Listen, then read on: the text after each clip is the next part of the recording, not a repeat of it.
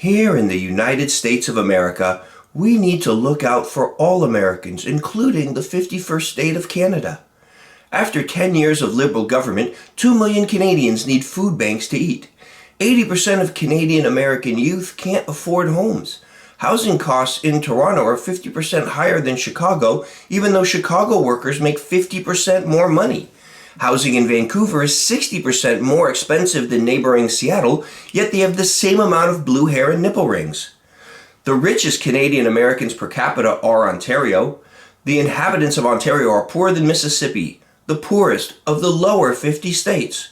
According to a report by the Royal Canadian Mounted Police, it warned that Canadians may revolt once they realize how poor they've become. So, did they take steps to help the citizens?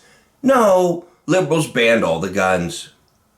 My name is Justin Turdbucket, and sometimes I stick my finger in my belly button. How will I know if my finger is not a gun and shoot me in my belly button?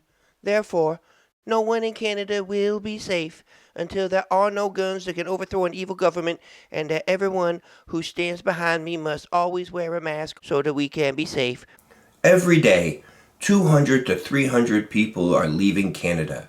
If this rate continues, Canada could be completely empty by Thursday. To fight back, Canada gains over 1,300 immigrants a day. What better way to raise morale and improve a country than importing the joys of jihad? Canada households are the most indebted in the G7. Canadian households hold more debt than the GDP of Canada. The 51st state has seen a 20% rise in homelessness since 2018. So what did they do? They elected a rich globalist banker from the World Economic Forum. Because who better to understand the plight of the working poor than someone who has no idea about the plight of the working poor? They would have been better off if instead of electing Carney, they elected a Carney. Many in the 51st states rely on us for necessities, like crack pipes and heroin needles. Well, actually, they give those out for free. Many in the 51st states rely on us for necessities, like food, clothing, atomic weapons, and football players.